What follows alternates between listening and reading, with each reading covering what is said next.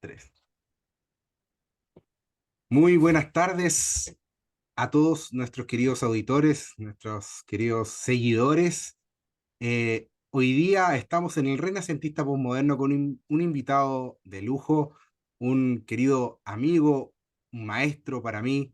Estamos con don Mario Mandel Weisman, quien es séptimo Dan en Taekwondo WTF o eh, una disciplina coreana, bueno, entre otras cosas, ahí lo vamos a ir conociendo. Don Mario, muchas gracias por aceptar la entrevista, muchas gracias por estar acá con nosotros. ¿Cómo está? Hola Gonzalo, buenas tardes, un gusto saludarte como siempre y muchas gracias por pensar en esta persona para hacerle una entrevista. No lo esperaba, así es que muy emocionante, muy expectante del interés que pueda despertar esta disciplina. Qué bueno. No, gracias a usted por el tiempo, por darse el tiempo. Eh, yo a usted siempre le he dicho maestro y la gente cuando me escucha como que antes le daba risa y después como que no entienden mucho. Claro, porque bueno, deriva de que usted era mi profesor de artes marciales cuando estuve en la universidad, pero también le digo maestro por muchas cosas. Entonces ahora vamos a ir conociendo un poco quién es Mario Mandel. Usted nos puede decir quién es, no desde el punto de vista filosófico, sino que nos puede decir de su trayectoria, quién es don Mario Mandel. Bueno, como estamos hablando de arte marcial, te cuento un poco mi trayectoria en ese ámbito. Empecé bastante joven en la disciplina, empecé con karate Shotokan, que llevó mi papá de la manito. Era medio rebelde, así que me dijo, te voy a disciplinar y me llevó a karate. Luego derivé en taekwondo, que en esa época cuando yo practicaba se llamaba karate coreano, que después me enteré por el profesor, por el maestro, que si le ponía taekwondo no iba nadie, porque era una disciplina que no la conocía, no era conocida en Chile. Así que yo entré a estudiar karate coreano y después se transformó ya en taekwondo. Eh, Seguí incursionando, avanzando. Tú sabes que esta disciplina no se termina nunca de aprender y se va midiendo en grados. Entonces uno empieza con colores, desde el blanco, que es la pureza, hasta el cinturón negro, que para los orientales significa dignidad. Pero no termina ahí, sino que cuando llegas a cinturón negro también empiezas a escalar primer dan, segundo dan, tercer dan, que tiene que ver con un poco de expertise y con años de práctica. Y actualmente estoy en séptimo dan, cerca de viajar a Corea a rendir ya el octavo dan. A esta edad viejito, no sé cómo me irá a ir, que el séptimo estuvo duro en Corea, no sé cómo irá a ir el octavo. Paralelo a la práctica del arte marcial, incursioné en lo que era el arbitraje, me gustó mucho. Vino una maestra a enseñar el año 93 a Chile, con el curso de arbitraje con ella, me encantó, me fue bien, lo aprobé. Me fui a cursar árbitro internacional a Miami el año 96 y desde ahí no he parado hasta el día de hoy en el mundo del arbitraje y de la enseñanza del taekwondo. Y paralelo a todo esto, hice una carrera de filosofía en la Universidad de Chile, hice clase en algunos colegios, pero más me fui por el lado de lo que era la enseñanza del arte marcial. Eh, Eso a grandes rasgos. en un gran resumen, porque está lleno de logros y de objetivos que vamos a ir repasando ahora. Eh, una consulta para que nos pueda aclarar, porque el taekwondo, ¿no es cierto? En la disciplina que usted practica, se practica obviamente en clubes y todo, pero está regida en Corea o desde Corea por una entidad que se llama Kukiwon, si no me equivoco. Sí, ¿Qué es mira, eso? ¿Y cómo, y por qué la, o sea, cómo la rigen ellos y cómo la disciplinan este arte marcial? claro, hay dos grandes ramas, no diría ramas, sino que jefes en Corea de la disciplina. Uno tiene que ver con la enseñanza del arte marcial, que tal como tú dices, es la Cookie One, que es la encargada de todo lo que es exámenes, cursos de capacitación, pero de lo que tiene que ver con el arte mismo. Ok, Y por otro lado está la World Taekwondo, que es la Federación Mundial de Taekwondo, que tiene que ver con toda la parte deportiva. Entonces son dos entidades que van en forma paralela, una la Kukiwon y la otra la World Taekwondo, que es la entidad que tiene que ver con el deporte. la que es como es la Federación Mundial, digamos, afiliada al Comité Olímpico Internacional, y que Exactamente, es la que ve, tiene que ver con juegos sudamericanos, con juegos panamericanos, con juegos olímpicos, etcétera. En ya. esa entidad yo soy director, uno de los directores de la Federación Mundial, que no somos muchos en el mundo, yo represento a América. Así es que dentro de todas las cosas que hago, también dirijo la Federación Mundial de Taekwondo. Sí, usted tiene una trayectoria como dirigente, entiendo que ha sido dirigente a nivel nacional e internacional. ¿Nos puede contar cómo ha sido su experiencia a nacional e internacional? Sí, bueno, yo empecé, como te contaba, con el tema del arbitraje y empecé a enseñar y a formar las nuevas generaciones de árbitros en Chile. A raíz de eso, bueno, me hice conocido y sin querer incursionar en la política, en una de las elecciones para elegir presidente de la Federación Chilena de Taekwondo, las asociaciones creyeron en mí, votaron por mí y dirigí esta organización durante 21 años. No querían que me fuera, así es que fue una experiencia muy interesante y me permitió también conocer lo que es el mundo, darme a conocer afuera, que me permitió a la vez que me eligieran 89 países como director de la Federación Mundial.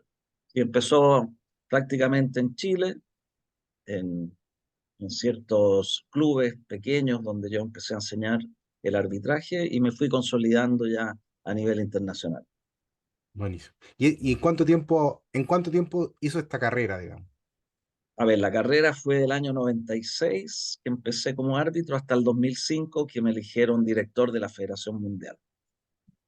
Así que Ah, fueron 9 años sin parar, arbitrando todo lo que se movía en el mundo, arbitrando campeonatos bolivarianos acá en América, sudamericanos, panamericanos, mundiales, copas del mundo y Juegos Olímpicos. Así que fue una eh, carrera muy interesante. eso tuvo su pic, entiendo, en Atenas 2004 cuando usted arbitró ahí, ¿no es cierto? Sí, te cuento, yo estuve como árbitro en Atenas 2004, pero también estuve en el Tribunal de Apelaciones de Arbitraje en Beijing 2008. Después estuve en protocolo en Londres 2012. Después estuve de jefe de supervisión de árbitros en Río 2016. Y me salté Tokio porque fue la pandemia y querían que fuera por el día a Japón. Y por el día no alcanzaba a llegar, así es que me perdí Tokio, que es el único juego olímpico donde estaba el taekwondo que yo no podía asistir. Buenísimo. Y en esa aquella ocasión que estuvo el 2004, bueno, fue bastante especial para nuestro país porque se obtuvieron las medallas de oro por Nicolás Massú y Fernando González. ¿Usted le tocó compartir o ver cómo fue esa experiencia? No, fue bien complicado porque yo iba viajando en un LATAM hacia Madrid para hacer la combinación Atenas, y cuando íbamos en la mitad del Océano Atlántico, el piloto dice, tenemos medallas de oro para Oh, Chile, así que me tocó justo ir viajando en ese momento. El taekwondo generalmente son la última prueba de los Juegos Olímpicos, estás casi siempre en la clausura. Entonces, como se usa un sistema en Juegos Olímpicos que se llaman camas calientes, una rotación. es que una rotación, porque no puede haber tanta gente al mismo tiempo, todo lo que era taekwondo, íbamos recién viajando, así que no me tocó verlo, no pude verlo, pero sí fue una experiencia muy emocionante arriba del avión, donde todos aplaudimos y aproveché de tomarme mi segundo vaso de champán. Qué buena, qué buena. Y bueno, ahí, bueno, cuando lo conocí a usted, era presidente de la Federación Chilena. Después, bueno, fue creciendo, nos vimos un tiempo, yo incluso hago un disclaimer para las personas que nos están escuchando, para que nos están viendo. Yo hasta trabajé con usted, entonces ahí lo conocí y ahí usted me contaba y conversamos. Yo muy sorprendido porque era muy joven en ese tiempo y todo me parecía muy lejano, pero a la vez decía, estoy con alguien al lado que está en la primera división de esta disciplina, pero así está, y eso me llamó la atención. Bueno, razón por la cual decidí invitarlo hoy día. Hoy día entiendo que usted es director de la Federación Panamericana, de la PATU. Sí, bueno, paralelamente a lo que es el tema de la Federación Mundial, existe la Organización Panamericana, que es una de las 5 entidades que componen la Federación Mundial. La Federación Mundial está dividida en 5 grandes bloques, que son los 5 continentes. O sea, está la Panamericana, la Europea, la Africana, la Federación de Oceanía y la Asiática. Dentro de estas organizaciones existe, por supuesto, una estructura de presidente, vicepresidente, y yo actualmente ostento el cargo de secretario general de la Unión Panamericana. O sea, tengo que ver con toda la relación de los 44 países que la componen y la relación de América con la Federación Mundial, cosa que me es bastante simple de trabajar, ya que como soy director de la Federación Mundial, tengo una llegada bastante buena con las entidades eh, mundiales, lo cual nos permite estar a la vanguardia tanto como Panamérica y echarle una manito también a Chile en lo que yo pueda. Claro, porque le iba a decir, ¿cómo es estar tan conectado o estar ahí, digamos, en esa primer nivel desde Chile? Hay un tema de distancia, un tema también de país que es más pequeño. ¿Cómo ha sido su experiencia y cómo lo vive, digamos, eso? Sí, bueno, yo te diría que eso es materia de chiste en cada reunión que tenemos en la Federación Mundial, porque cada vez que yo llego me dicen, ya, ¿cuántas horas te tocó esta vez? La verdad es que nosotros somos los que estamos más lejos, sobre todo de Corea. Hay reuniones en Corea bastante seguido. Nosotros tenemos unas oficinas, tenemos secretarias en la Federación Mundial y me toca viajar bastante a Corea y son por lo menos 42 horas, tanto de ida como de vuelta. Entonces, todos llegan desde Europa, que son 11 horas o 12 horas, o de Estados Unidos. Pero claro, Chile, soy como la mascota más lejana.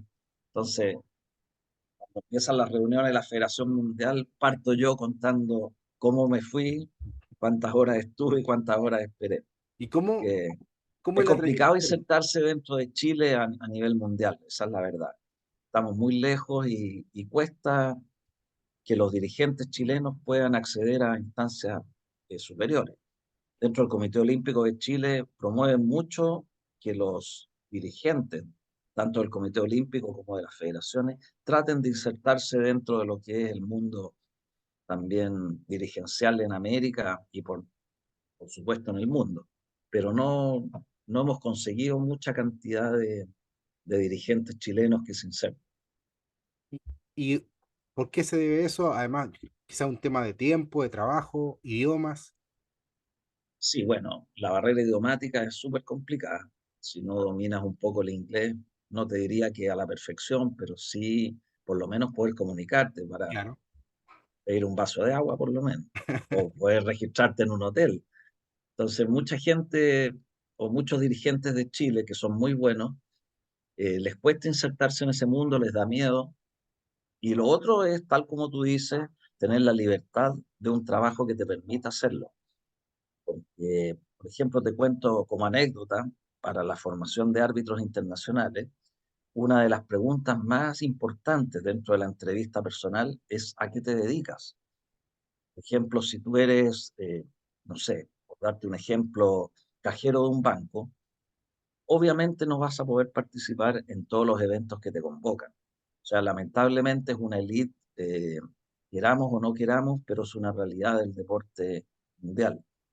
Porque como no es pagado, no es que tú puedas reemplazar un trabajo que te permita mantener a tu familia por este trabajo que es amateur. Entonces, si no tienes también una solvencia económica o una posibilidad de viajar las veces que quieras, se te complica también la inserción dentro del mundo dirigencial. Mm. Es Hay una una, realidad que no podemos soslayar. claro, bueno, está este tema de la distancia, que aunque quizá hay personas que puedan tener dinero, pero no tienen el tiempo, dice, yo trabajo, hay que trabajar en un hospital, no va a poder salir nunca, digamos, Exacto, y así exacto. un médico de turno es muy complicado que puede Claro, o hacerlo. sea, a veces no puedo porque tengo paciente, no, no puedo, aunque tenga la plata, pero no lo puedo. Pero claro, también está ese espíritu del olimpismo, del Comité Olímpico, de Barón Pierre de Coubertin, en adelante, del amateurismo y todo como una especie de romanticismo que a la vez es una barrera de entrada para que muchos se inserten en este mundo. Eh, Exactamente, exactamente. Tú tienes mucha razón en esto que dices. sí, sí, bueno, me tocó estudiar a mí el tema de olimpismo, hice la tesis cuando estaba en el pregrado en Derecho Deportivo y estudié todo eso, gracias a la influencia de usted también. Y también hasta hice unas clases por ahí, sobre incursiones, y hice cursos también de olimpismo, entonces, de lo que me acuerdo era eso. Maestro, y me gustaría que me dijera, bueno, en esa experiencia que narramos recién como dirigente, ¿cómo fue la experiencia pasada de los Panamericanos en Santiago 2023? Que tuvieron mucha buena recepción por parte de la gente, muy buen recuerdo. Entiendo que fue muy buena experiencia, yo no tuve la oportunidad de asistir porque no vivo en Santiago.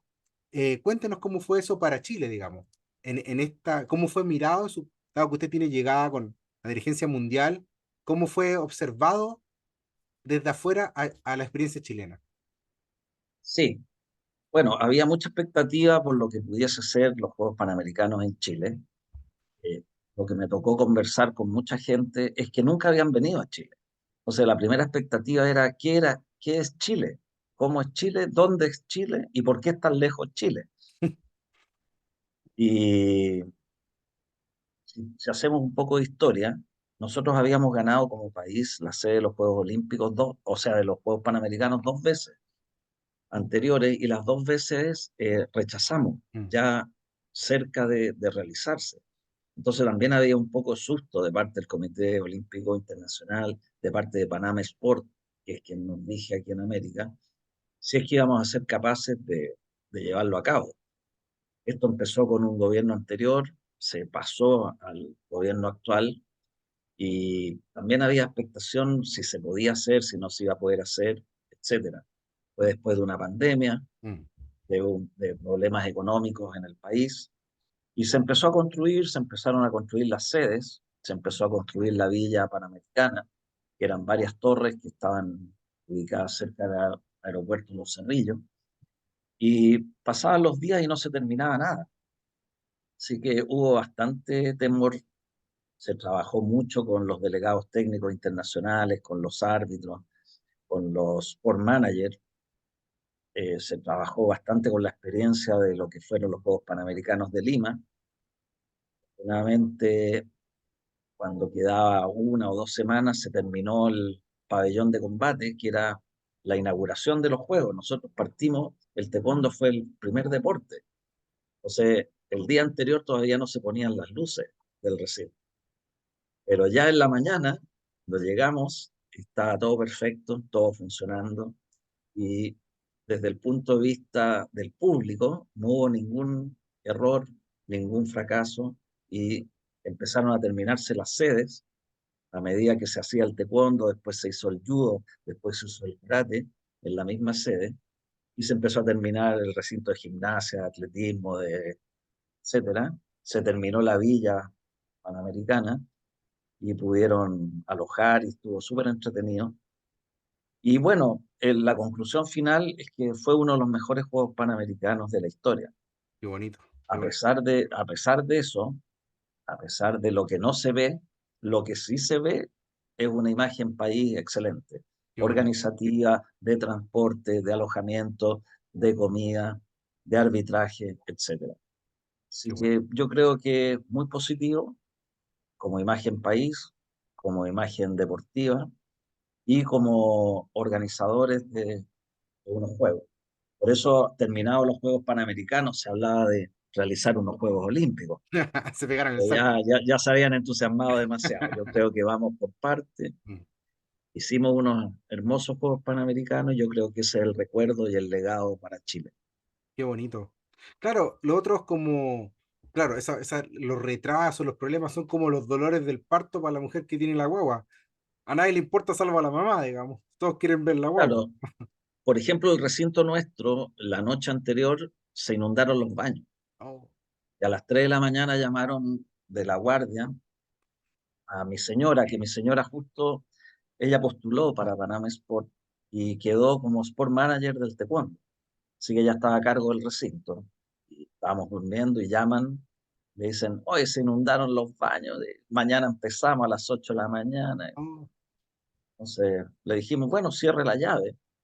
Y se le ocurrió cerrar la llave y se acabó el problema de la inundación. Tenían la llave abierta. Pero todas esas cosas el público y los deportistas no lo ven, no lo ven. Estuvo muy entretenido. Lo mismo el transporte, de ir a buscar a los árbitros que no llegaban. Ya, ¿cómo los llevamos ya en los autos de los árbitros Claro, vamos, chilenos? suba, son. Vamos.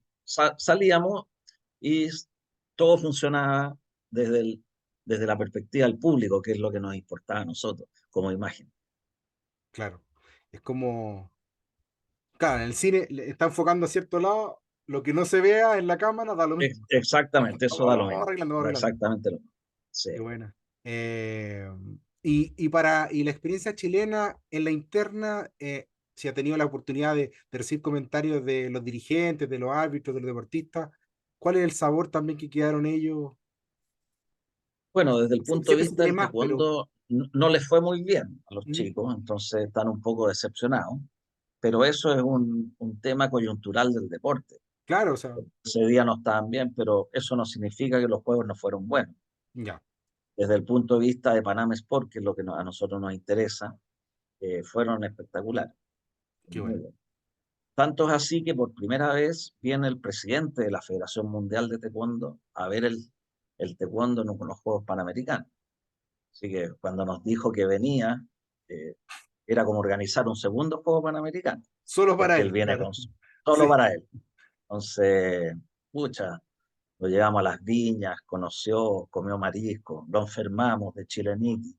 Así que hicimos todo lo que correspondía hacer dentro de Chile. Y le encantaron las montañas, le encantó el paisaje, lo llevamos a ver el proceso del vino. Y paralelo al deporte se hizo algo de vida social. Y qué bueno, quedamos muy bien puestos como Chile, muy cercanos a lo que eran los organismos internacionales del taekwondo.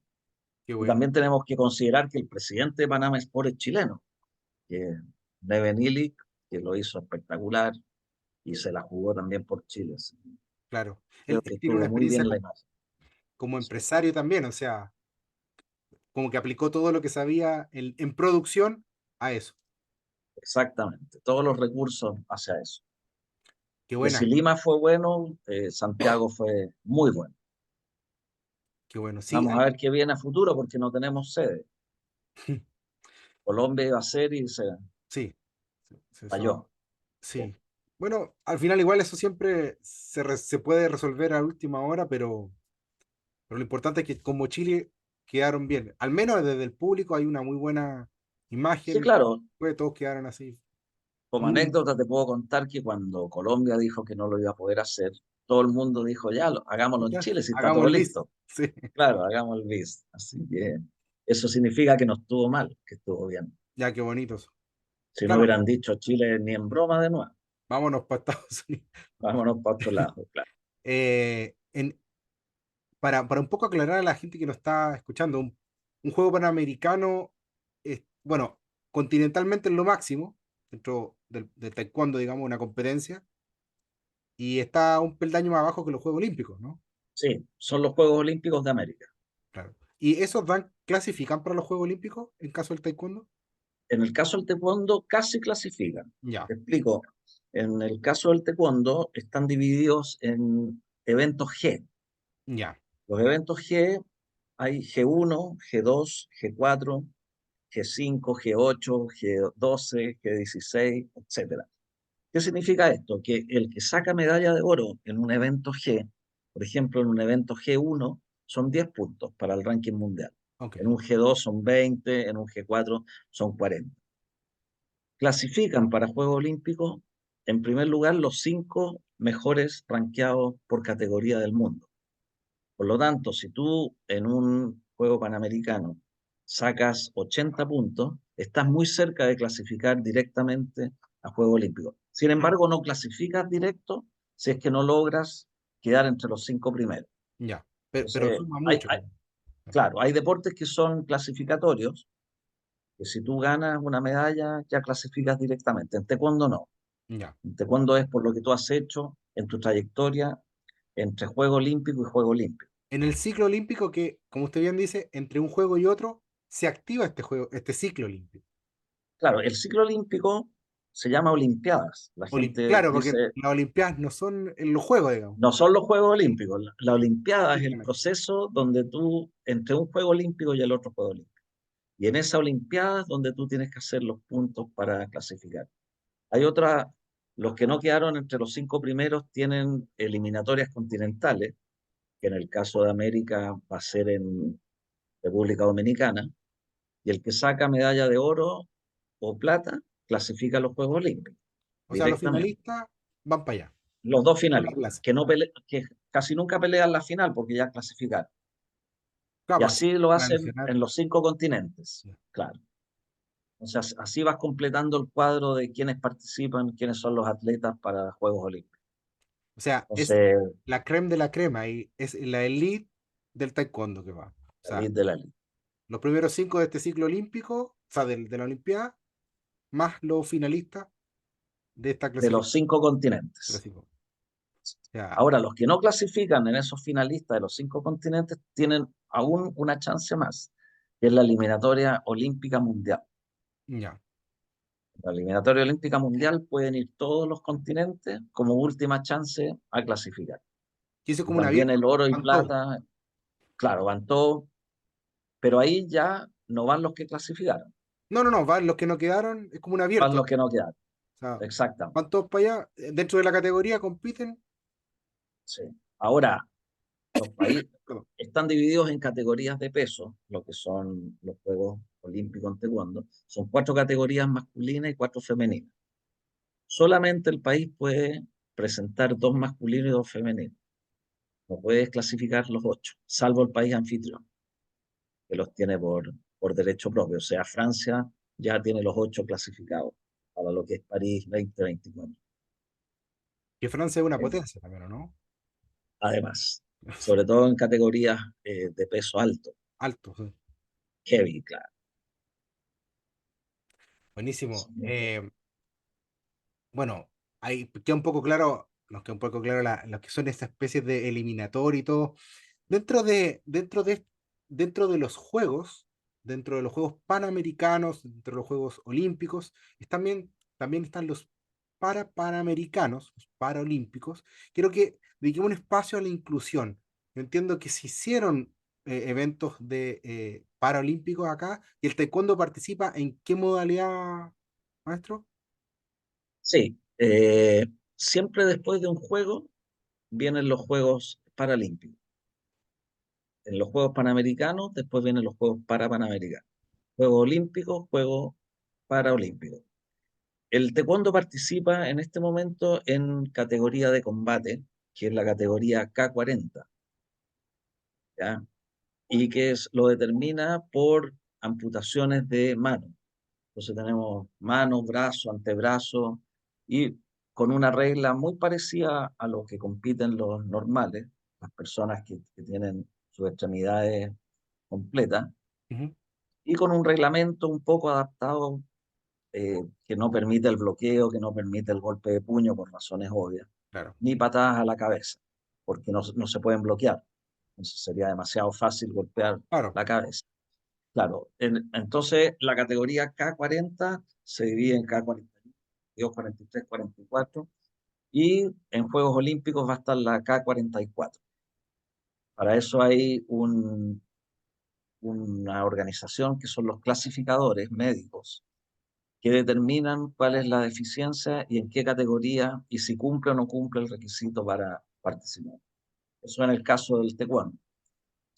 Del taekwondo olímpico. Sin embargo, el taekwondo tiene categorías de sordos, de silla de ruedas, de ciegos, de problemas cognitivos y de amputación. Así que la inserción está como arte marcial y como deporte en toda Es completa, la digamos. inclusión. Sí, Muy, muy amplia la gama. Ah, también hacen competencias de lo que se denominan, o sea, lo que se llaman PUMSE o formas, como, se compite también en esa categoría. ¿Puede explicarme un poco cómo es esa modalidad?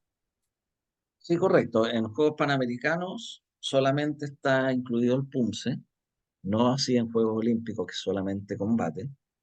Y esa modalidad es una coreografía que tú tienes que hacer, que está previamente establecida, que tienes que hacer bloqueos, defensas y ataques en distintas direcciones, y eso lo evalúan 7 jueces o 5 jueces, dependiendo si es un evento grande o más chico, y se va dando puntaje, igual como es la gimnasia rítmica.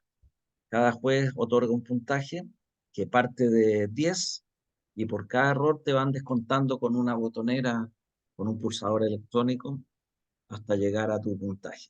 Y el que gana es el que cometió menos errores, no el que lo hizo mejor. Claro, Entonces, el que saca un 10 es porque no cometió ningún error. Y esa modalidad está en Juegos Panamericanos en individual masculino, individual femenino y pareja freestyle, que es una modalidad nueva que tienen que hacer determinadas patadas y determinados bloqueos para obtener el puntaje y no ser descalificado. Y eso es más como una mezcla entre circo, danza, ballet y taekwondo. mm, Tienes que tener habilidades de flip-flag, saltar hacia atrás, hacer patadas con saltos, con giros. Entonces se busca determinados deportistas que tengan esas condiciones. claro, Pero esa modalidad todavía no ha entrado como deporte olímpico. ok. Y, Y también en Juegos Panamericanos tenemos una modalidad que se ha hablado poco, pero que empezó en los Juegos Panamericanos de Santiago 2023, que es el combate por equipos, que pelean 3 contra 3, que es el TK3, que también es una modalidad súper interesante y muy apasionante, que pelean 3 contra 3, que van entrando y peleando de acuerdo a lo que el coach, al entrenador, decida.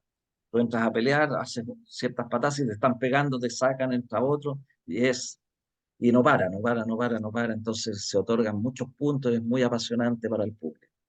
¿Y cómo funcionó eso a nivel de público? Me imagino que bien, porque es A espectacular. nivel de público se volvieron locos, creo que fue la modalidad que más público excitó, si lo podemos llamar de cierta Claro, porque manera. están todo el rato, así Exactamente, no paran y como van reemplazándose, tienen capacidad aeróbica para resistir eh, los minutos de combate sin parar. Así que, bueno, y Chile sacó medalla de plata, así que finalista. imagínate cómo estaba el público. Y creo que esa se va a convertir en medalla de oro, Algo pasó ahí. porque sí, algo pasó, un deportista que sacaron el oro de Brasil dio doping positivo. Uh, Cuando se da un doping positivo, el que sale segundo pasa al primer lugar. se degrada al que ganó. Claro, pero eso no está todavía totalmente decidido, porque como es una modalidad nueva, que eran 3 competidores y solo uno dio doping, Claro. todavía no lo decide Panam Sport si le van a quitar la medalla y dársela a Chile o no. Oh, qué buena. Sí, Ojalá. interesante. Pero Ojalá. qué No, bonita no la es experiencia. forma, pero bueno, es Sí, entretenido. sí. Para los Bueno, deportistas muy bueno porque sí. el sistema PRODAR, que es un sistema de becas que da el gobierno, sube bastante si tú tienes un oro panamericano versus una plata panamericana. Así que para los chicos, Explíquenos eso. ¿Cómo es el sistema te explico, de el gobierno les incentivo? entrega una beca deportiva por 4 años, dependiendo los lugares que saquen juegos, tanto en juegos sudamericanos, en juegos bolivarianos, que también son unos juegos que no hemos hablado mucho, en juegos panamericanos, y en juegos olímpicos. Si es que mientras mejor les vaya a los deportistas de todas las disciplinas, hay una tabla de ayuda económica del gobierno hacia el deportista para que tenga la posibilidad de entrenar sin tener problemas económicos. Bueno, entonces ojalá que ganen el oro para que los Ojalá que deportistas ganen el para que oro. tengan cubiertas sus Exactamente. necesidades, digamos. Buenísimo. Claro. Desde el punto de vista deportivo no fue un oro porque les ganaron, pero desde el Claro, punto de vista económico es un oro porque les sube. su beca deportiva. ¿no? Y les sirva para seguir preparándose. Eh, Me mencionó recién los Juegos Bolivarianos, que le gustaría conversar de eso. Expliquen un poco qué son, si están insertos a este circuito olímpico o corren paralelo. No, No sé si están lo insertos en explican. el circuito olímpico. Los Juegos Bolivarianos empezaron primero con 5 países, que eran los países conquistados por Simón Bolívar, y después se empezaron a incorporar algunos países como Guatemala, y después como país invitado Chile. Así que para nosotros como país es súper importante los Juegos Bolivarianos, porque nosotros no tenemos muchos juegos donde presentarnos como equipo, como deportistas. A diferencia, por ejemplo, de Colombia, que tiene los Juegos Sudamericanos, pero también tiene los Juegos Centroamericanos y también tiene los Juegos del Caribe. Ah, se está testeando Entonces, constantemente. exacto, exactamente, ellos tienen mucho más posibilidades de toparse con grandes potencias porque tienen más juegos. Entonces, para Chile es importante insertarse en Juegos Bolivarianos, que si bien es cierto son 7 u 8 países, ahora se incorporó creo Aruba también. Es interesante como juegos porque es un juego sudamericano chiquitito, Ujú. Y porque le permite está, testearse. claro, si tú lo llevas a la órbita olímpica, tienes de menor a mayor juegos bolivarianos, juegos o de sur o juegos sudamericanos, tienes los juegos panamericanos y juegos olímpicos, son 4 solamente, que podría participar Chile, Entonces, contra 7 que puede participar otros países que están más distribuidos en la claro, región centroamericana. y con esta dificultad que recién hablamos, si para los dirigentes, bueno, porque esto es para todos los que vivimos acá en Chile, digamos, cuesta viajar porque uno está lejos, es caro, por la distancia, porque los pasajes, por lo que sea. Entonces, claro, mayores posibilidades de competencia, mejor para los deportistas a la larga, digamos. Así es, así es. Buenísimo. Me gustaría que habláramos también de... hay otra dimensión que me gustaría preguntarle a usted, de, acerca de la capacidad de crear una comunidad, como se dice ahora, una familia, mucho dice una familia marcial. ¿Cómo ha sido el crear clubes, después las asociaciones con otros clubes? Porque usted, con la experiencia que tiene, ha formado cinturones negros, como se dice, que a su vez después van creando escuelas ellos mismos, porque es su propio camino, digamos, en este dos. ¿Cómo, cómo partió usted? ¿Cómo ha sido esa experiencia? Si tiene alumnos regalones o no, no los diga. No lo puedo decir acá, pero No hay que tengo, decirlo, o sea, porque claro, pero tengo. se enojan los que no están. Se enojan los que no están, pero se alegran los que estarían. Sí, sí. No, bueno, te cuento, en esto de la marcialidad, uno va creando hijos, nietos, bisnietos, tataranietos. En el fondo tú enseñas este arte sin pensar que vas a crear escuela, ni mucho menos, tú vas enseñando, pero los hijos practicantes, llamémoslos así, van creciendo y también quieren ser independientes y también quieren hacer lo que tú hiciste. Entonces tú les das la libertad y ellos van construyendo también sus escuelas, sus gimnasios y a la vez van teniendo alumnos, Mm, que en el fondo son como de tu dinastía, si lo podemos llamar de alguna sí. manera, Linaje, y pues. ellos a la vez van creciendo y así tú vas fomentando el desarrollo. Yo lo llevo a un paralelismo con lo que hace Avon, que es un dueño y que empieza con su gente a distribuir este producto. En el arte marcial también es muy parecido. Tú eres como la cabeza de una organización, empiezas a sembrar y esas semillas van germinando y van construyendo nuevas semillas y así tú haces una diseminación de alumnos por todas partes. Yo en ese sentido tengo 2 ramas de alumnos, unos alumnos que son alumnos de las artes marciales, pero también tengo muchos alumnos a nivel panamericano que son de la rama del arbitraje. No solamente les he enseñado a mucha gente lo que es el camino del arte marcial, sino que a mucha gente también lo que es el arbitraje. Tanto es así que el primer libro de arbitraje que se hizo en español lo hice yo. Fue hace muchos años atrás y muchos países de América, de habla hispana, empezaron a enseñar con ese libro. Así es que Wow. después me llamaban a dictar seminarios, me hacían preguntas del libro que ni yo sabía. Así que fue muy entretenido, fue una creación muy buena, así que ya tengo el libro escrito, por lo menos, Qué en mi buena, vida. qué buena. Y, y bueno, es como extraño, me imagino, usted viaja por todo Chile y lo conocen en todos lados y a veces usted no conoce a las personas. Dice, no, Master Mandel, y usted, "Ah, sí, sí". No sé quién es, pero lo saludo igual, digamos. Es por este linaje que ha dejado, porque ellos son quizás alumnos de sus alumnos, etcétera, etcétera. A mí, ¿por qué le Ah, digo? yo, Me ha pasado a conocer gente de Iquique, Antofagasta, y lo veo en foto, no, recibe mi cinturón negro, cinturón, qué sé yo. Oh, está con el Master Mandel, digo yo. ¿Lo conocí? Me dice, el maestro Andrew, sí, sí lo conozco, pero ¿cómo me miran a mí? Digo, no, si soy gordo, pero ya, alguna vez practiqué taekwondo, le digo, ahora no. Digo, y es como gracioso, porque mucha gente conocido lo conoce usted, sí, sí como su pasa examen eso. y todo. Voy en la calle, me saludan, o voy a una escuela y me saludan. Usted me entregó mi primer cinturón, yo no, la verdad es que los profesores no se acuerdan tanto los alumnos como los alumnos de los profesores, tanto para bien o para mal. Lo marca. No todos te recuerdan para bien, pero por lo menos te recuerdan.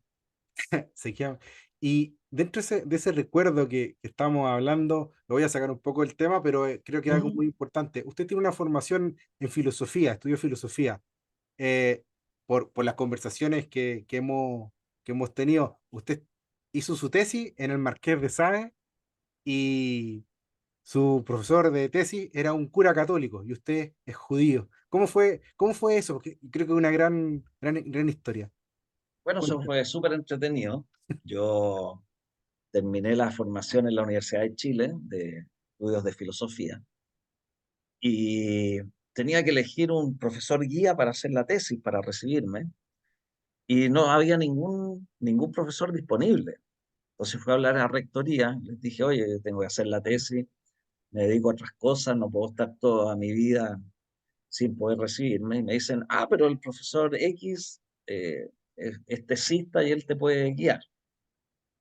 Así que fui a hablar con él, me dijo, ya busque un tema teológico muy importante. Yo como era rebelde en esa época, busqué lo menos teológico que podía ser y hice una comparación entre las enseñanzas del Marqués de Sade y la teología de Santo Tomás. Así que igual metí algo de cristianismo, hice un paralelo, se lo pasé al profesor de tesis, le cargó, por supuesto, me dijo que era horrible, que había buscado un filósofo que a él no le convenía. Me puso un 4, pero bueno, me recibí. Como tenía buenas notas, igual mi título es con distinción unánime, así que no importa ese 4. No, pero se aprendió. ¿Y cómo fue cómo le ha servido esa formación en filosofía eh, en su carrera, en su carrera, su experiencia como empresario, como papá también, como en el artes marciales? Porque recién usted me dio un ejemplo muy claro, aplicar la lógica. Cuando se rompió el agua, bueno, cerraron la llave, ah, no. Entonces, bueno, partamos por ahí, partamos por la base. Le ha servido la filosofía cómo y para qué? Sí, la verdad es que me ha servido harto en mi carrera de dirigente deportivo. Primero que nada, lo que es la pedagogía en sí mismo, el superar el temor a hablar en público, que también he conocido muchos dirigentes que no se atreven a expresar sus ideas. Entonces, lo que es la oratoria, Mm. lo que son ramos netamente de pedagogía, me ha servido mucho, mucho en lo que es la carrera dirigencial. Ahora, dentro de la filosofía, tal como tú decías, la rama de la lógica, sobre todo de la lógica aristotélica, también me ha servido para darle un poco de humor a lo que es, a lo que es la dirigencia. La ironía de los filósofos presocráticos también, como Diógenes, también me ha servido mucho para romper el hielo en momentos que son dramáticos y que yo veo que las cosas se están yendo por un mal camino. Siempre una ironía, un chiste, una broma o una oratoria nos permite salir de eso. Así que yo creo que no me arrepiento de la formación. Mis padres, abuelos creían que estaba loco, que iba a estudiar filosofía, querían que estudiara medicina. Tengo una familia por parte de madre, puros médicos, absolutamente médicos, químicos farmacéuticos, etcétera. Entonces decían, ¿qué especialidad médica vas a estudiar tú? saqué afortunadamente buen puntaje en la prueba, en esa época era la prueba de aptitud. Le dije, la especialidad médica es la filosofía. Uf, Así que me metí a estudiar filosofía, pensaban que estaba loco, en cierta medida tienen razón, pero la locura me ha servido para estar donde estoy, lo he pasado bien, lo he disfrutado y no me arrepiento de nada de lo que he hecho. Así es que creo que la pedagogía por un lado y la filosofía me han insertado bien en este mundo dirigencial. qué bonitas palabras, porque una de las cosas que buscamos en este programa, en este proyecto, es que siempre va a haber alguien que nos va a escuchar, que ande medio perdido, diga, ¿por dónde va mi camino? Los caminos son todos distintos, obviamente, pero siempre dice, oh, se puede. Usted lo está diciendo, no que alguien, un deportista que lo veo tan lejano, vivo en Chile, se puede, un dirigente, se puede, un empresario, se puede, bueno, lo que sea en verdad. O quiero seguir mi pasión. Hemos entrevistado a todos las personas que hemos entrevistado, todos han seguido, tienen ese sello, siguen su pasión. Hay algo que también yo valoro mucho, que usted me enseñó, así como dice su ironía, el valor de la libertad, en el sentido, pero la libertad personal, no predicarla, sino que ejercerla. Yo no tenía ese ejemplo, o tan claro ese ejemplo, y lo vi en usted, digamos. Y creo que lo fui tomando, o sea, ¿por qué lo digo? Porque usted bien nos comunicaba recién con el asunto de los dirigentes. Usted puede ser dirigente quizás porque puede viajar y se puede dar esa disponibilidad horaria. Eh, Quizás sea eso porque usted es empresario. Usted cuenten un poco qué negocio tiene. Yo lo conozco, obviamente, trabajé ahí, pero cuéntanos lo que a las personas que nos escuchan. ¿Cómo se llama la tienda? ¿A qué se dedica? Cuéntenos un poco más. Bueno, quizás no conoces toda mi historia de, No, yo no conozco, o de sea, conozco lo que comerciante. conozco, digamos. Ah, no, mira, yo, tal como conversamos, estudié filosofía, hice mi tesis y me recibí de profesor de filosofía y ejercí como profesor de filosofía durante 5 años en diferentes colegios. Y ahí me di cuenta que parece que no se ganaba mucho dinero, Mm, que yo iba colgando en las micros de un colegio a otro. Justamente filosofía se hacía solamente en tercero y cuarto medio en esa época. Por lo tanto, las horas pero, pedagógicas que uno tenía eran muy poquito. Entonces, ¿qué es lo que hice yo? Eh, Trabajé un taxi. Entonces, yo hacía clases en las mañanas y en las tardes me paraba en la puerta de la Pumanque como taxista y empezaba a llevar gente, locatarios y clientes de la Pumanque. Tenía todos mis libros de estudio, las pruebas. Entonces yo me ponía en una fila y corregía pruebas, preparaba la clase al día siguiente y empecé a trabajar como taxista. Con mi formación académica vi que había necesidades también en el mundo del taxi, de mis colegas en esa época, y también por un poco de oratoria creamos el primer fonotaxi porque no existían los celulares en esa época. Se fue a hablar con el alcalde de la comuna Las Condes, que tenía que ver con el Apumanque, y nos instaló el primer fonotaxi para taxistas de Apumanque. Así que con ese taxi nos llamaban y en el fondo era un Uber, los primeros Uber antes de que existieran los Uber. claro, se podían coordinar ahí. Exactamente. Y después fui a hablar con el sindicato de locatarios de la Pumanque. Les hice un convenio para hacer el traslado de sus mercaderías a sus clientes. O sea, también hicimos una especie de Uber Delivery. Entonces nos pasaban lámpara, oiga, hay que llevar esta lámpara a tal dirección.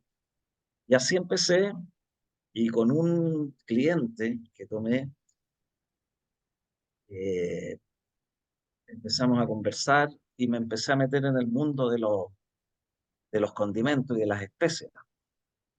Un pololo de una de mis hermanas, que tenía una pequeña fábrica envasadora de especias, empezamos a conversar, él tenía unos terrenos, oye, empecemos a vender orégano, y yo empecé a vender orégano en el taxi, dejaba el taxi y pasaba orégano, y empecé a incorporar nuevos productos, nos asociamos con este especie de cuñado en esa época, y construimos una empresa chiquitita de envasados de especies y condimentos. Y eso duró por casi 30 años que yo me dediqué a eso. Empecé a introducir una marca y empecé a vender en el supermercado, empecé a crecer. Por supuesto, nos peleamos con el socio, que es lo que siempre pasa. Él siguió su camino, yo el mío, y construí una pequeña empresa de envasados de especias y condimentos. Y a eso me dediqué casi toda la vida. Y paralelo a esto, como yo viajaba arbitrando, me encargaban cosas. Decían, oiga, maestro, tráigame un cinturón negro bordado de Corea, usted que va allá, tráigame unas zapatillas, porque no había mucha importación en Chile, no llegaba mucho. Entonces empecé a conocer proveedores de esta industria, a conversar con ellos, a comprarles cada vez que iba a Corea. Y un día uno de ellos me dijo, oye, ¿por qué no traes mayor cantidad? Y empecé a traer, y ahora ya tengo una empresa consolidada también de importación de artículos de artes marciales, no solamente de taekwondo, porque empecé a diversificar, ayudo, karate, etcétera. Así que ahí tengo una tiendita con una importadora en la calle Vicuña Maquena. Comercial de máster, le puse de máster por el maestro. Como todos me decían el maestro, bueno, le pongo el maestro. Y que en eso estoy actualmente desde el punto de vista económico. Afortunadamente me ha ido bastante bien, me permite la libertad de viajar y aquí estoy. En este momento de la vida, esa es mi realidad actual. Buenísimo. Y claro, como le decía yo recién, yo cuando lo conocí y tuve mayor cercanía que usted, me enseñó a ser libre en el sentido de ejerciendo la libertad, no predicándola. Hace esto, eso, organizar la vida de una determinada forma, hacer lo que a usted le gustaba y hacer muchas cosas a la vez también.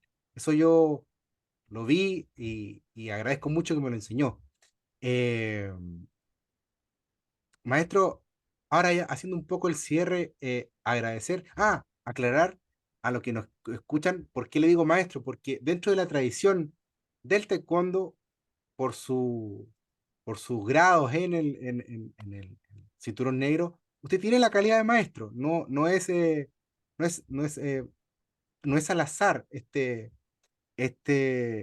no es tampoco un apodo, es una distinción que se le dice a las personas que tienen su graduación. Explíquenos cómo funciona eso. Cuando son profesores. Sí, bueno, en Chile funciona de una manera muy particular. Tú cuando llegas a cinturón negro, eres monitor de taekwondo. Cuando llegas a segundo dan, eres instructor de taekwondo. Cuando llegas a tercer dan, eres profesor de taekwondo. Y a partir del cuarto dan, adquieres la calidad de maestro. Ahora, lo que yo le digo a mis alumnos siempre, la calidad de maestro se adquiere cuando el alumno te dice maestro. Mm, Cuando el alumno te dice profesor, todavía no eres maestro, aunque sea sexto dan. Entonces, esto de los danes, y que tú seas maestro, en realidad tiene que ver un poco con el nombre que se le da en Chile por un efecto de una ley que existe, que es la ley 18.356 de las artes marciales, que ellos, la Dirección General de Movilización, da esta terminología. Pero yo a mis alumnos les digo, tú vas a ser maestro cuando tus alumnos te digan maestro. No te digan maestro, tú no eres maestro. Entonces yo Cuando te creo que la reconozcan como calidad de tal. maestro se adquiere cuando tu alumno te reconoce como maestro, más que por una nomenclatura de que eres cuarto dan por una ley de la República, Claro, que son nominal, digamos. es No es nominal. sustantivo, digamos. No, en mi caso yo Claro, digo maestro porque pero usted es mío. la verdadera relación con el maestro es cuando tú como alumno sientes que la persona que te enseña es tu maestro. Buenísimo. Y eso es muy, muy oriental también. Bueno, también está en lo occidental. Usted que estudia filosofía, estaba el método socrático, estaban escuelas de filosofía, donde estaban los maestros que eran filósofos. Muchos no escribían su enseñanza, sino que se relataban hacia los discípulos. La gente iba a estudiar a la escuela. O sea, es una tradición no solamente oriental, digamos, quizás se perdió en Occidente o se extravió un poco por ahí, pero siguió esto en Oriente. Ahora, cuéntame un poco alguna anécdota que usted tenga de Corea, de la cultura coreana, porque es bastante particular en el buen sentido. Yo también tengo amigos coreanos que conservo y guardo mucho cariño y respeto por ellos, pero a uno le cuesta moldearse a ese esquema, digamos. Sí, bueno, anécdotas, te puedo contar miles, miles de aventuras que han pasado en Corea. Creo que Corea es un país maravilloso. Me encanta, a mí me dicen, vamos a Corea, parto mañana, digamos. Corto esta entrevista y me voy ahora al Vamos al aeropuerto. tiro. Sí, me gusta mucho, me gusta la gente de Corea, me gusta la cultura, me gusta el idioma. Con tantos viajes ya he aprendido a leer un poco el idioma coreano y eso me permite manejarme mejor en ciudades, lo cual me hace envalentonarme y me pierdo, por supuesto. Esa podría ser una anécdota. Creo que ya me la sé toda. Tomo un tren, resulta que es fácil ubicarse en Seúl, que es la capital, pero tú cuando entras al campo o a ciudades más lejanas, nadie habla inglés, las letras ya no están en inglés, cuando están en manuscrito ya no las sé leer. Claro. Entonces me he perdido varias veces y he tenido que buscar una persona que me entienda hasta que la encuentro para poder volver al lugar donde estaba. Así es que la anécdota principal es que es muy entretenido perderse en Corea. Hay gente muy amable también. Sí, muy amable y te ayudan dentro de lo que pueden. Y es muy amistoso para la gente, para el turista. ¿En qué sentido? Por ejemplo, tú tienes baños públicos cada 2 cuadras, que son más limpios que los de la casa de uno. Son impresionantes, hay una persona siempre limpiándolo. Y ese es uno de los problemas que tiene el turista, por ejemplo, en Europa, que no encuentras dónde ir al baño, vas caminando, hace frío, tienes que entrar a tomarte un café, pagar, etcétera. En Corea todo es gratis, tienes internet muy fácil en las calles, te ubicas bien, la gente es amable, los taxistas son amables y la gente es muy honrada. Yo tengo una anécdota muy interesante de un taxi que tomé y me fui al hotel y salía, por darte un ejemplo, 9.200 won y le pasé 10.000 y me bajé como propina, porque uno está acostumbrado Claro, en sí. Chile y en todas partes a dejar propina, además que no era mucho dinero. Me fui al hotel, problemas, salí, todo. Al día siguiente bajé a tomar desayuno y me llaman del lobby, tienen un recado para mí, bajo y hay un sobre con el vuelto. No. O sea, el taxista se estacionó en un lugar donde era súper complicado estacionarse, Seúl es una locura, y se dio el tiempo de ir a comprar un sobre y dejarme el vuelto, consultar quién era yo, porque él no sabía quién era yo, en qué Claro. habitación estaba. Entonces, eso hace ver que uno se siente seguro. Tengo otras Bastante. anécdotas que no las puedo contar en esta entrevista, pero No, pero, que son pero, pero está interesantes. bien. Invitamos a Pero todos. eso refleja un poco lo que es el Claro, espíritu del pueblo coreano, que me gusta maravilloso. mucho. Yo tengo una amiga, Alicia, es un hombre chileno. Fui a su matrimonio, incluso ella me invitó a su matrimonio, acá en Chile, con sus padres. Y fui con mi señora y maravilloso, no. No entendía mucho yo, Y pero la comida también bien, bien no, maravilloso. especial. Eso, ya dándole un poco el cierre, maestro, tiene, yo siempre a los invitados les pregunto por algún libro, película, serie, pero además, en particular a usted le quiero ver, algún restaurante en Santiago o en Chile de comida coreana que usted nos pueda recomendar, porque la comida es maravillosa. Bueno, con esto me voy a pelear con varios restaurantes Diga coreanos. Yo todo, sí. frecuento mucho los restaurantes coreanos del barrio Bellavista, pero hay restaurantes tradicionales como el Sukine, que está en Antonia López de Bello, que es comida tradicional coreana, que tú puedes ir a almorzar y en los bancos, que son bancos comunes, te sientas con otras personas y ahí generalmente almuerza la colonia coreana que tiene sus tiendas en patronato. Entonces la comida es bastante autóctona, Qué no se bueno. ha occidentalizado como otros restaurantes coreanos del barrio Bellavista, el barrio Patronato, por ejemplo. Y frente a la Pumanque también hay un local muy bueno que he tenido la suerte que me ha invitado el embajador de Corea. Es un poco más caro que los otros restaurantes, pero también tienen una comida excelente. Se llama Restaurant Gabón. Buenísimo. No lo conozco, oye. Sí, muy bueno. Está justo frente a la Pumanque, en Manquehue. Así Buenísimo. que si quieres comer rico, comida coreana, Ahí, cualquiera de los dos son buenos. El buenísimo. Daejeon, que es el que vamos Realmente también es súper bueno que está en el barrio Patronato. Buenísimo. Y, y algún, bueno, algún libro, alguna película, alguna serie que usted nos quiera recomendar, que le haya gustado, que comunique un poco o documental también puede ser, la cultura coreana, la del taekwondo. Bueno, yo creo que las series coreanas que están muy de moda actualmente, un poco el K-pop, están súper entretenidas y te muestran paisajes de Seúl o de diferentes ciudades de Corea. Yo creo que todas las series coreanas reflejan un poquito lo que es la cultura, el pensamiento, el respeto a los mayores. Mm, Así que no tengo una en particular que recomendar. El juego El Calamar no lo recomiendo mucho, es muy fuerte. Es una serie de 8 capítulos que es terrible. Pero yo diría que las series que son más juveniles son súper entretenidas, interesantes para todo público y se ve bastante lo que es el respeto, como te decía, las comidas, los paisajes y el idioma. buenísimo, buenísimo. ¿Y algún libro que usted nos quiera recomendar? Puede ser de la cultura coreana, puede ser que a usted le haya gustado, algo que diga, no, lo tienen que ver o lo tienen que leer. Bueno, me gusta mucho Premio Nobel Saramago. Estoy José leyendo Saramago.